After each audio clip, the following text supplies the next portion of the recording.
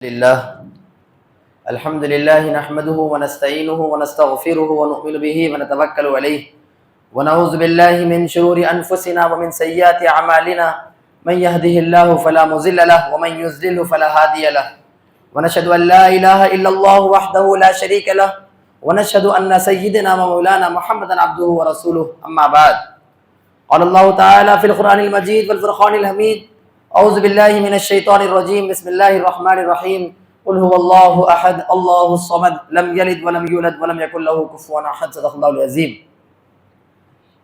تمام تعریفیں، حمد و ثنا، تعریف اور ستائش صرف ایک اللہ کے لیے، جس نے مجھے اور آپ کو انسان بنایا، اشرف المخلوقات بنایا، امت مسلمہ میں پیدا فرمایا۔ اللہ چاہتا تو ہمیں جانور بنا کر پیدا کر سکتا تھا یا دنیا کی کوئی اور چیز بنا کر پیدا کر سکتا تھا۔ یہ اللہ کا ہم پر بڑا کرم ہوا کہ اس نے ہمیں انسان بنایا اور امت مسلمہ پیدا فرمایا۔ اس بات پر ہم اٹھتے بیٹھتے لیٹتے ہر حال میں اللہ کا شکر ادا کرتے ہیں۔ لاکھوں اور کروڑوں درود اور سلام و تمام ہی نبیوں پر، خاص کر ہمارے پیارے نبی حضرت محمد مصطفیٰ صلی اللہ علیہ وسلم پر، اللہم صلی علی محمد وعلی آل محمد وبارک وسلم۔ محترم دوستوں اور ساتھیوں،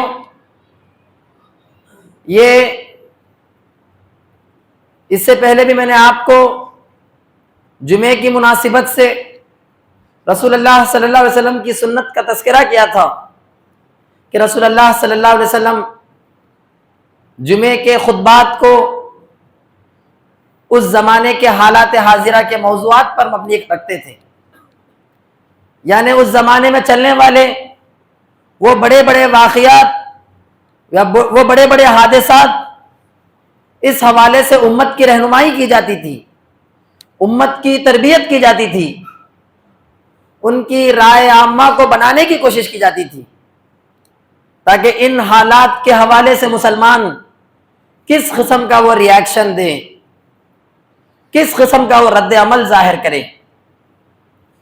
آج اس وقت پورے ہندوستان میں جو مسئلہ ہر دوسرے کی زبان پر ہے،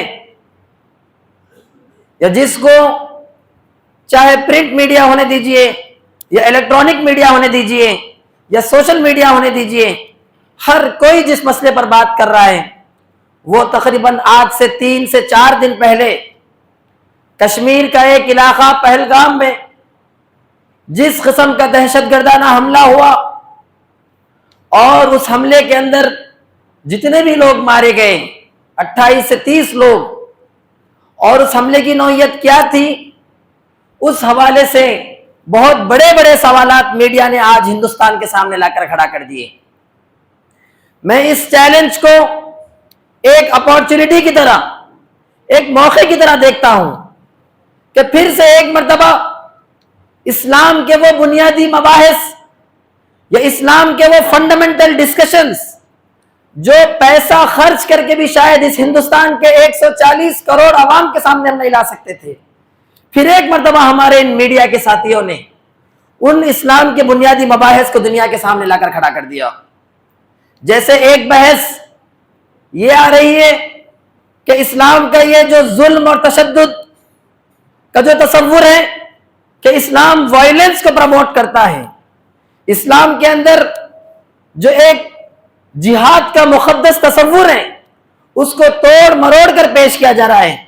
گویا میں سمجھتا ہوں کہ یہ ایک بہترین اپارچونٹی میرے اور آپ کے سامنے آئی ہے کہ اس پورے واقعے کے تناظر میں ہم اسلام کے تصور جہاد کو لوگوں کے سامنے لائے۔ پھر ایک دوسری بحث، کل ہی نیوز 18 کے ایک رپورٹر نے مجھے کال کیا اور میری رائے جاننے کی کوشش کی۔ اس نے کہا کہ ہم آپ سے جاننا چاہتے ہیں کہ مارنے والوں نے جب گولی ماری تو لوگوں سے اس نے سوال کیا کہ تم کلمہ پڑھ کر سناؤ، اگر تم کلمہ نہیں پڑھو گے تو ہم تمہیں گولی مار دیں گے۔ وہ رپورٹر مجھ سے سوال کر رہا تھا کہ یہ کلمہ کیا چیز ہے، یہ کلمے کی بنیاد پہ کیوں لوگوں کو مارا جا رہا ہے۔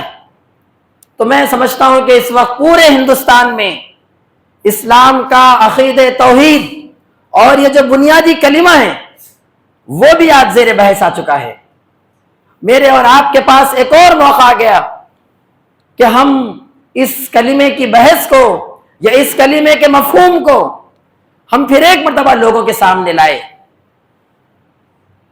دوستوں اور ساتھیوں، بنیادی طور پر کشمیر میں جو واقعہ ہوا، ہندوستان کے سارے مسلمان اس کو کنڈیم کرتے ہیں، اس کو اسلام کے تعلیمات کے مغائر سمجھتے ہیں، اسلام کے تعلیمات کے خلاف سمجھتے ہیں۔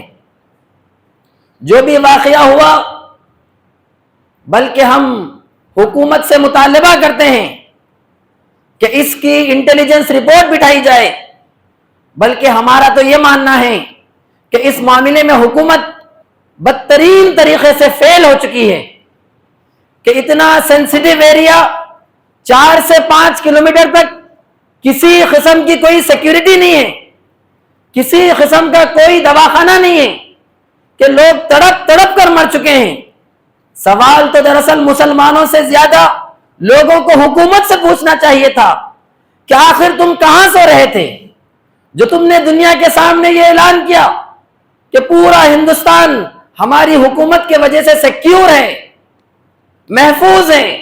سوال تو دراصل حکومت سے پوچھا جانا چاہیے تھا کہ آپ کی انٹیلیجنس ایسا کیسا ناکام ہو گئی کہ لوگ بمباری لے کر، گن لے کر بارڈر کراس کرتے ہیں اور نہتے لوگوں پر گولیاں چلاتے ہیں۔ آپ کی آرمی کہاں چلے گئی؟ یہ آپ کے پورے ڈیفنس سسٹم کی سب سے بڑی ناکامی ہے۔ لیکن سوال کو یہاں سے ہٹا کر اپنے آپ کو بچانے کے لیے جو بدترین اور ذلیل کوشش یہ لوگ کر رہے ہیں کہ مسلمانوں سے سوال کر رہے ہیں، مسلمانوں کو کٹگرے میں کھڑانے کی کوشش کر رہے ہیں۔ اگر آپ ہم سے سوال کرتے ہیں تو میں نے اس رپورٹر کو یہ کہا کہ کلمے کی بنیاد پر اگر کسی کو مارا جا رہا ہے یہ بھی غلط ہے، اور جے شری رام کہنے کے لیے بھی اگر کسی کو مارا جا رہا ہے تو یہ بھی غلط ہے۔ نہ اسلام کسی کو اپنے کلمے کی بنیاد پہ مارنے کا حکم دیتا ہے، اور نہ ہندوازم کے بارے میں ہمیں جتنا معلوم ہے کہ کسی طرح شری رام کے تعلیمات یا شری کرشن کے تعلیمات ایک دوسرے کو قتل کرنے کی تعلیم دیتے ہیں۔ یہ دونوں اینٹی ریلیجیس ہیں، یہ دونوں کمیونل مظاہر ہیں۔ ہم ان دونوں کی مذمت کرتے ہیں۔ چاہے سنگا ریڈی کے اندر اگر کسی مدرسے پر حملہ کیا گیا اور یہ بات بتا کر حملہ کیا گیا کہ ہمارے بھگوان کو آپ نے توڑنے کی کوشش کی، جبکہ بعد میں ویڈیوز آئے کہ وہ بندر کھیلتے کھیلتے وہ توڑ چکے تھے، محض غلط فہمی کی بنیاد پر لوگوں نے سنگا ریڈی کے مدرسے پہ حملہ کیا، تو ہم اس کی بھی مذمت کرتے ہیں اور اس کشمیر میں ہونے والے واقعے کی بھی مذمت کرتے ہیں۔ اب آئیے اسلام کے یہ جو دو بنیادی تصورات، جو ایک موقع پورے مسلمانوں کو ایک اور مرتبہ حاصل ہوا ہے کہ ہم لوگوں کے سامنے اسلام کے یہ جو بنیادی تعلیمات ہیں، یعنی کلمہ کیا ہے یا پھر اس سے آگے بڑھ کر جہاد کیا ہے، یہ ایک اچھا موقع ہے کہ ہم دنیا کے سامنے اس کے پورے کلیریفیکیشنز کو، اس کے پورے ایکسپلینیشنز کو رکھیں۔ جہاں تک وائلنس کا سوال ہے، جہاں تک ظلم اور تشدد اور بربریت کا سوال ہے، اس کے بارے میں اسلام نے جتنے مفصل انداز میں، جتنے تفصیلی اور کمپریہنسو انداز میں اور جتنی کلیئرٹی کے ساتھ بات کہی، شاید ہی کوئی اور جگہ آپ کو یہ تعلیمات ملتی ہے۔ قرآن میں اللہ تعالیٰ نے کہا کہ کسی ایک انسان کا قتل کرنا، ناحق قتل کرنا، پوری انسانیت کے قتل کرنے کے برابر ہے۔ اگر ان لوگوں نے، چاہے وہ اپنے آپ کو جو بھی مسلمان کہے یا جو بھی مسلمانوں کے گروپ سے کہے، ابھی ہمیں کوئی بھروسہ نہیں ہے، یہ تو میڈیا پھیلا رہی ہے، اس میڈیا کے کوئی نیوز پر ہمیں بھروسہ نہیں ہے۔ ہمیں یہ بھی بھروسہ نہیں ہے کہ انہوں نے کلمہ پوچھ کر مارا، جبکہ جو مرنے والوں کی لسٹ آئی ہے اس کے اندر، نئی لسٹ کے اندر تقریباً 14 تک مسلمان ہیں، تو ان کا یہ پروپیگنڈا خود بخود فیل ہو جاتا ہے کہ انہوں نے صرف ہندوؤں کو مارا۔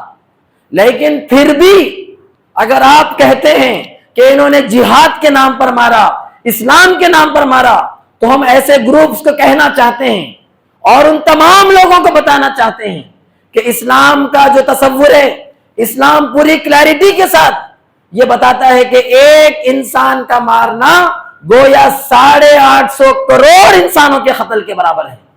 آپ کسی بھی مذہب کی تعلیم میں یہ سٹیٹمنٹ مجھے لا کر بتائیے، اس وقت پوری دنیا کی آبادی کے قتل کے برابر ہے۔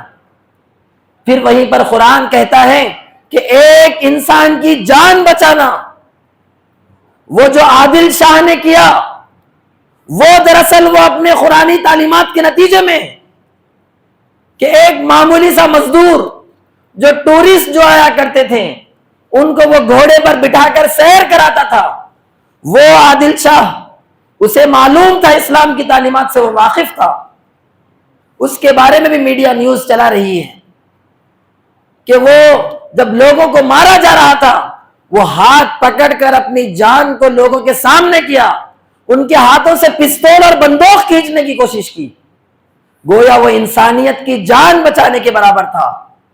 اور ایک انسان کی جان بچانا گویا تمام انسانوں کی جان بچانے کے برابر ہے۔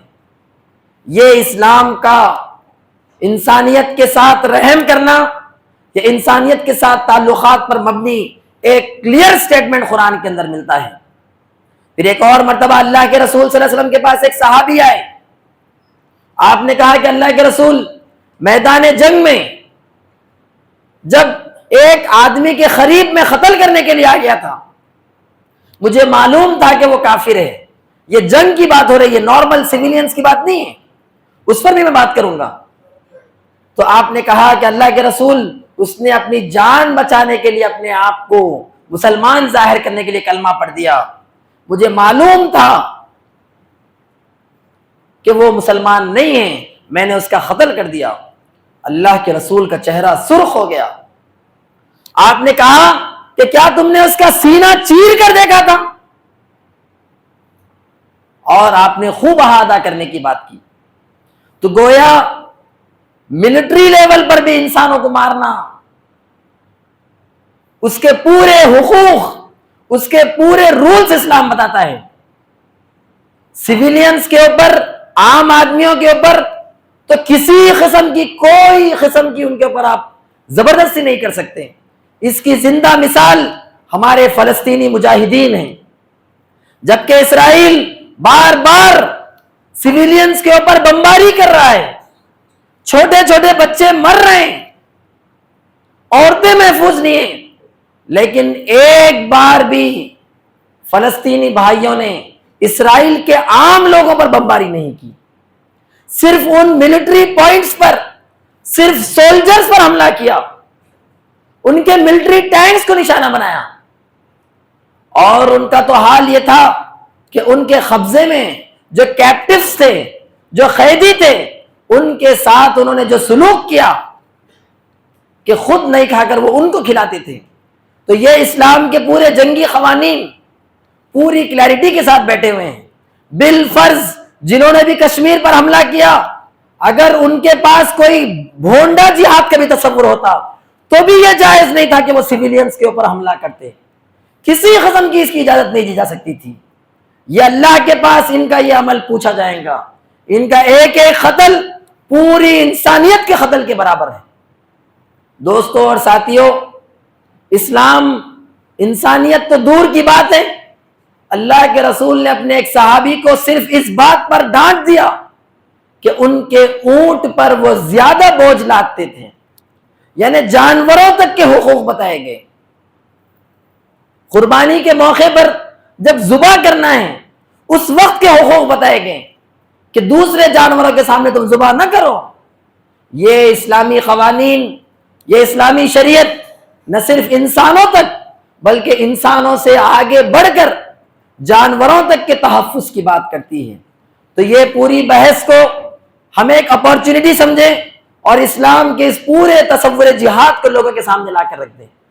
اسلام تو ظلم کے خاتمے کے خلاف، اسلام تو وائلنس کو اینڈ کرنے کے لیے آیا ہے۔ اسلام کبھی ظلم کی بات نہیں کرے گا، اسلام کبھی وائلنس کی بات نہیں کرے گا، اسلام کبھی دہشت گردی کی بات نہیں کرے گا۔ یہ پوری کلیئرٹی کے ساتھ لوگوں کے سامنے ہمیں بتانا ہے۔ دوسری چیز جو کلمے کے حوالے سے یہ جو باتیں آئی ہیں کہ کلمہ کیا ہے، لوگوں سے پوچھ کر کلمہ سن کر لوگوں کو مارا گیا، یہ کلمے کو سمجھنا بھی بہت امپورٹنٹ ہے۔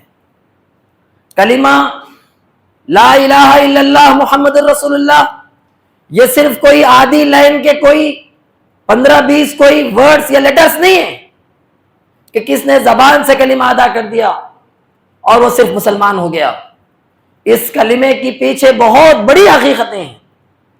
یہ گویا ایک ایسا سٹیٹمنٹ ہے، یہ گویا ایک ایسا سلوگن ہے جو آدمی جب اپنے زبان سے ادا کرتا ہے تو اس پوری دنیا میں وہ اعلان کرتا ہے کہ آج کے بعد سے میرا پیدا کرنے والا، میرا الہ، میرا پالنہار، میرا مالک سوائے اللہ کے کوئی بھی نہیں ہے، اور محمد صلی اللہ علیہ وسلم اللہ کے رسول ہیں. اس کلمے کا مطلب کیا ہے یہ بھی ہمارے غیر مسلم بھائیوں کو سمجھانا ضروری ہے. یہ کلمہ جب انسان زبان سے ادا کرتا ہے تو اس کی پوری پرسنالٹی چینج ہو جاتی ہے، اس کی پوری شخصیت تبدیل ہو جاتی ہے. جب ایک آدمی اپنی زبان سے لا الہ الا اللہ کہتا ہے کہ اس کائنات کے اندر، اس پوری دنیا کے اندر رزق دینے والا، فائدہ پہنچانے والا، نقصان پہنچانے والا، زندگی دینے والا، موت دینے والا، اولاد کا دینے والا صرف اور صرف اللہ ہے، یہ جب ایک آدمی اپنی زبان سے ادا کرتا ہے تو گویا وہ اس زمانے کا سب سے بہادر آدمی بن جاتا ہے، اس زمانے کا وہ دنیا کا سب سے بریو آدمی بن جاتا ہے. اب اسے دنیا کی کسی طاقت سے کسی قسم کا خوف نہیں ہوتا، اس لیے کہ اسے معلوم ہے کہ یہ اس کے جیسے انسان اس کا کوئی بھی بال بیکا نہیں کر سکتے جب تک کہ اللہ اجازت نہ دے. پھر اسی کے ساتھ جہاں وہ بہادر بن جاتا ہے وہی وہ بہت زیادہ عاجز اور منکسر بن جاتا ہے، بہت زیادہ ہمبل بن جاتا ہے، بہت زیادہ اس کے اخلاق کے اندر جھکاؤ آ جاتا ہے کلمہ پڑھنے سے. کیوں؟ اس لیے کہ وہ سمجھتا ہے کہ جس خدا نے مجھے پیدا کیا اسی خدا نے ان تمام انسانوں کو پیدا کیا ہے. یہ تمام خدا کا کنبہ ہے، یہ خدا کا خاندان ہے. جس خدا سے میں خیر کی امید رکھتا ہوں اس خدا کو میں اس وقت تک خوش نہیں رکھ سکتا جب تک کہ انسانوں کے ساتھ میرا رویہ صحیح نہ ہو، انسانوں کے ساتھ میرا سلوک صحیح نہ ہو. اللہ کے رسول صلی اللہ علیہ وسلم نے فرمایا کہ کل قیامت کے دن اللہ تعالیٰ باضابطہ سوال کرے گا، اپنے بندوں کی طرف سے سوال کرے گا کہ اے انسان میں بھوکا تھا، تو نے مجھے کھانا کیوں نہیں کھلایا؟ اللہ اپنے بندوں کی طرف سے سوال کرے گا. بندہ کہے گا اے اللہ آپ تو سب کو کھانا کھلانے والے ہیں، آپ کیسے بھوکے ہیں؟ اللہ کہے گا کہ میرا فلاں بندہ بھوکا تھا، اگر تو مجھے کھانا کھلا دیتا تو مجھے پا لیتا. یہ اسلام کی بندوں کے ریلیٹڈ تعلیمات ہیں، یہ کلمہ ہے جو اس قسم کی پرسنالٹی کو شیپ کرتا ہے. کلمہ پڑھنے والا کبھی کسی کے لیے کوئی خطرہ نہیں ہو سکتا، کلمہ پڑھنے والا کبھی کسی کے لیے شر پسند نہیں ہو سکتا. کلمہ پڑھنے والا انسانیت تو دور کی بات ہے، اس دنیا کے لیے خیر ہی خیر ہے، اس دنیا کے لیے وہ آسانی ہی آسانی ہے. اس دنیا کے اندر اس کے ذریعے سے صرف لوگوں کو فائدہ ہی پہنچ سکتا ہے، اس سے کسی قسم کی شر کی کوئی امید نہیں ہو سکتی. اگر کلمے کی بنیاد پہ کوئی شر کر رہا ہے تو اس نے دراصل کلمے کا مطلب نہیں سمجھا ہے. کلمے کا مطلب یہی ہے کہ ایک اللہ کے علاوہ کوئی الہ نہیں، اسی کو ہم بڑا مانتے ہیں اور اسی کی پوری جو انسانیت اور کنبہ ہے اس کو ہم خاندان سمجھتے ہیں. دوستوں اور ساتھیوں، بلکہ اللہ کے رسول نے یہاں تک کہا کہ بندوں کے حقوق کے معاملے میں اللہ ایک پیسہ بھی انسان کو برداشت نہیں کرے گا. بلکہ آپ دیکھیے کہ اللہ کے رسول کی حدیثوں کی سیریز ہے، لا یؤمن احدکم، لا یؤمن احدکم، وہ شخص مومن نہیں ہو سکتا، وہ شخص مومن نہیں ہو سکتا. ایسے 100 سے 150 احادیث ہیں. آپ ان احادیث کو اٹھا کر دیکھیے کہ ان میں سے تقریباً احادیث وہ ہیں جو بندوں کے متعلق ہیں. جیسے اللہ کے رسول نے کہا کہ تم مومن نہیں ہو سکتے جب تک کہ تم پیٹ بھر کر کھانا کھائے اور تمہارا پڑوسی بھوکا سو جائے. یعنی اس لیول پر ایمان کو اللہ کے رسول نے جوڑ دیا بندوں کے ساتھ. ہم نے ایمان کو صرف نمازوں میں، روزوں میں اور عبادات میں رکھا، جبکہ اللہ کے رسول نے کہا کہ تمہارے گھر میں بریانی بنتی ہے، تمہارے گھر میں کھانا بنتا ہے، تمہارے گھر میں دعوت ہوتی ہے تو ہو، کوئی مسئلے کی بات نہیں ہے، لیکن اگر تمہارا پڑوسی بھوکا سو رہا ہے تو تمہارا ایمان ابھی مکمل نہیں ہوا ہے. اس لیول کے ایمان کا ڈیفینیشن اللہ کے رسول نے پیش کیا. پھر اللہ کے رسول نے کیا کہا اس بندوں کے معاملے میں؟ پورے اللہ کے رسول نے پریورٹیز سیٹ کر دیے. لوگوں نے آپ سے آ کر پوچھا کہ ہم خرچ کرنا چاہتے ہیں. یوزولی ہم سمجھتے ہیں کہ مسجد کے باہر بیٹھے ہوئے غریب کو خرچ کر دینا نیکی ہے. قرآن نے اللہ کے رسول کے صحابہ کے ان سوال کو کوٹ کیا، یسألونک ماذا ينفقون، لوگ پوچھتے ہیں کہ کیا خرچ کریں، قل ما انفقتم من خیر فللوالدین والاقربین. اللہ کے رسول نے خرچ کرنے کے معیار کو سیٹ کر دیا کہ سب سے پہلا جو بہتر خرچ ہو سکتا ہے وہ پیرنٹس کے اوپر ہوگا، وہ والدین سے شروع ہوگا. یعنی بندوں کے حقوق کے اندر بھی پوری کلیئرٹی ہے کہ ماں باپ کے اوپر وہ خرچ کریں. پھر اس کے بعد اقربین، ان سے قریب جو ہیں رشتہ دار، یعنی بھائی بند ہیں. بلکہ اللہ کے رسول نے یہاں تک کہا کہ جو رحم کے رشتوں کو توڑتا ہے، یعنی ماں کے پیٹ کے رحم کے جو رشتے ہیں، قیامت کے دن اسے جنت سے محروم کر دیا جائے گا. خطا رحمی کرنے والا جنت میں داخل نہیں ہوگا. باضابطہ کلیئرٹی کے ساتھ اللہ کے رسول نے بتایا. یہ لیول پر اسلام. بلکہ آپ دیکھتے ہیں کہ بندوں کے حقوق کے بارے میں بات تو ماں باپ سے شروع ہوتی ہے، اینڈ کہاں ہوتی ہے؟ کہا گیا کہ پہلو کے ساتھی کا بھی حق ہے. مفسرین نے لکھا کہ پہلو کے ساتھی کا مطلب یہ ہے کہ اگر کہیں آپ ٹریول کر رہے ہیں، آپ کے بس میں جو بازو کوئی بیٹھتا ہے، کچھ دیر کے لیے آپ کے ساتھ سفر کرتا ہے، اس آدمی کے بھی آپ کے اوپر حق ہیں. اس کا خیال رکھنا، اس کو ونڈو سیٹ دینا، اس کی پریشانی کو دور کرنا، یہ لیول پہ حقوق اسلام بتاتا ہے. آپ بتائیے کہ انسانیت پر ظلم کرنا تو دور کی بات ہے. اسلام کے پورے تعلیمات، اسلام کے پورے ٹیچنگز پرو ہیومن ہیں، بندوں کے اطراف گھومتے ہیں. یہ چیزوں کو بار بار ظاہر کرنا بہت امپورٹنٹ ہے. اس زمانے کے اندر خاص کر جبکہ نفرت کا ماحول بہت بڑھتا جا رہا ہے، وہاں پر شاید 28 لوگوں کو کچھ ذلیل اور ظالموں نے مار دیا، لیکن پورے ہندوستان کے اندر 25 سے 30 کروڑ مسلمانوں کو 100 کروڑ ہندوؤں سے لڑانے کی کوشش ہے. ہم ایسے موقع پر اس بات کا اعلان کریں کہ سارے ہندو، سارے عیسائی یہ ہمارے خاندانی بھائی ہیں. یہ بات ہم نہیں، قرآن کہتا ہے. قرآن کیا کہتا ہے؟ یا ایھا الناس انا خلقناکم من ذکر و انثی، اے انسانوں، مسلمانوں نہیں کہا، اے انسانوں، ہم نے تم کو ایک ماں اور ایک باپ سے پیدا کیا. گویا وہ جو سریش ہے اس کے فور فادرز اگر آپ نکالنے کی کوشش کریں اور میرے فور فادرز نکالنے کی کوشش کریں تو شاید 20ویں پیڑھی، 25ویں پیڑھی ان کے دادا اور میرے دادا ایک ہونے والے ہیں. یا اگر ایک نہ بھی ہو تو کم از کم حضرت آدم اور حوا تک جا کر تو ایک ہی ہو جائیں گے. انسانیت نے، قرآن نے انسانیت کا بہترین پیغام دے دیا کہ تم سب، تمہارے نام الگ ہو سکتے ہیں، تمہارے خاندان الگ ہو سکتے ہیں، تمہارے قبیلے الگ ہو سکتے ہیں، تمہارے رنگ الگ ہو سکتے ہیں، تمہارے ایریاز الگ ہو سکتے ہیں، لیکن تم سب ایک ماں اور باپ کے بچے ہوں. آپ بتائیے کیا اس لیول پر انسانیت کے ساتھ سلوک کرنے کی کئی تعلیم آپ کو ملتی ہے؟ آپ کے ہندو دوست سے کہیے کہ تیرے دادا اور میرے دادا کہیں نہ کہیں جا کر ہم ایک ہیں. اگر ہم ایک خاندان ہیں، اگر ہم ایک قبیلہ ہیں، اگر ہم ایک کنبہ ہیں تو نفرت کی بات تو ہو ہی نہیں سکتی.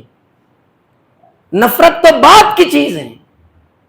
اگر کسی نے غلط کیا تو تم بھی اور میں بھی دونوں مل کر اس غلط کرنے والے کا ہم گردن پکڑیں گے, اس کا گریبان پکڑیں گے. ہمارے درمیان نفرت کی کوئی گنجائش نہیں ہو سکتی. تم اگر نفرت کرنا چاہو تو کرو, لیکن اسلام تو ہمیں نفرت کی قطعاً تعلیم نہیں دیتا. اسلام تو ہم سب کو ایک خاندان اور ایک قبیلہ, ایک کنبہ قرار دیتا ہے. یہ جو سامنے بنیے کی دکان ہے, یہ بھی یہ ہمارے اور آپ کے رشتہ دار ہیں. اس طرح جتنے غیر مسلم ہیں سب میرے اور آپ کے رشتہ دار ہیں. یہ ہمارے خاندانی بھائی اور بہن ہیں. ان سے منہ پھیر کر بات کرنا, ان کو غلط الفاظ سے بلانے کی کوشش کرنا, آپ اپنی مرضی سے بلا رہے ہیں بلا لیجئے, لیکن اس پر آپ کو ایک گناہ لکھا جائے گا کہ آپ نے اپنے خاندانی بھائی کو غلط نام سے پکارا. تو یہ انسانیت کی تعلیم, یہ انسانیت کی جو تعلیمات قرآن کے اندر موجود ہیں, اسے عام کرنا بہت ضروری ہے, اسے لوگوں میں پھیلانا بہت ضروری ہے. اور ان واقعات کے پیش نظر مسلمانوں کو خطاً کسی قسم کے جذباتی ہونے کی ضرورت نہیں ہے. وہ پوری طرح کوشش کریں گے کہ ایکسائٹ کرے, جذبات میں لائیں. آپ کے تعلیمات تو بہت کلیئر ہیں کہ آپ کسی کے اوپر ہاتھ بھی نہیں اٹھا سکتے, کسی کو برا بھلا بھی نہیں کہہ سکتے. آپ کی زبان سے اور آپ کے ہاتھ سے کسی کو ایذا نہیں پہنچنا چاہیے. حسن سلوک کے جو 3 درجے ہیں وہ بتا کر اپنی بات ختم کروں گا کہ انسانوں کے ساتھ سلوک کرنے کا سب سے نچلا درجہ یہ ہے کہ آپ اگر کسی کے ساتھ کوئی اچھائی نہیں کر سکتے تو ان کے ساتھ کسی قسم کی برائی بھی مت کیجیے. آپ کسی قسم کا شر نہ کریے, آپ کچھ اچھا کام نہ کریے, کوئی بات نہیں, لیکن آپ کے ذریعے سے کوئی برائی انسانوں کو نہیں پہنچنا چاہیے. یہ حسن سلوک کا آخری درجہ ہے. پھر اس سے اوپر کا دوسرا درجہ ٹٹ فار ٹیٹ, کہ وہ آپ کے ساتھ اچھا کر رہا ہے, آپ بھی اس کے ساتھ اچھا کر رہے ہیں. یہ دوسرا درجہ ہے کہ محبتیں بڑھنی چاہیے, وہ آپ کی دعوت میں بلا رہے ہیں, آپ ان کو دعوت میں بلا رہے ہیں. یہ ذرا اونچا درجہ ہے.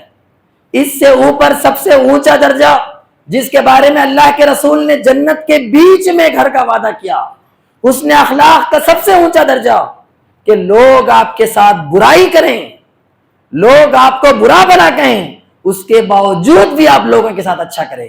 یہ حسن سلوک کا سب سے ٹاپ لیول ہے. برائی کرنا, ظلم کرنا, شر کرنا, لوگوں کو تکلیف پہنچانا, یہ تو یہ تیسرے درجے کے نچلے لیول سے ہیں, یہ شیطانی لیول سے ہیں, یہ اسلام کے اندر اس کا کوئی دخل ہی نہیں ہے. نچلا لیول یہ ہے کہ اچھائی بھی نہ کرو, برائی بھی نہ کرو. اس سے اوپر یہ ہے کہ آپ لوگوں کے ساتھ اچھا رہے, وہ آپ کے ساتھ اچھا رہے. اور سب سے ٹاپ لیول یہ ہے کہ آپ لوگوں کے ظلم کے باوجود, لوگوں کے آپ کے ساتھ برا کرنے کے باوجود آپ ان کے ساتھ اچھا کریں. اللہ سے دعا ہے کہ اللہ تعالیٰ اس انسانی رویوں کو, انسانی تعلقات کو, اس حسن سلوک کو ہمیں پہچاننے کی توفیق عطا فرما. اس کے جو تعلیمات ہیں اسے دنیا میں عام کرنے کی توفیق عطا فرما, اس پہ ہم خود کو عمل کرنے کی توفیق عطا فرما. اللہ تعالیٰ یہ جو نفرتوں کا ماحول کچھ لوگ پھیلانے کی کوشش کریں, اللہ تعالیٰ اسے ڈیفیوز فرما. اللہ تعالیٰ ہمارے تعلقات کو برادران وطن کے ساتھ جوڑنے کی توفیق عطا فرما. بڑے پیمانے پر اسلام کے تعلق سے جو بحث ہے اس کو مسلمانوں کو پازیٹیو کرنے کی کوشش فرما. اللہ تعالیٰ ہمارے اندر اسلام کے جو بنیادی تعلیمات ہیں اس کا فہم ہمیں عطا فرما, اس پر ہمیں بھی عمل کرنے کی توفیق عطا فرما, اور لوگوں کو اس کی دعوت دینے کی توفیق عطا فرما, اور ہمارے سماج کو اس کا عملی نمونہ بننے کی توفیق عطا فرما. جزاک اللہ. السلام علیکم و رحمۃ اللہ وبرکاتہ.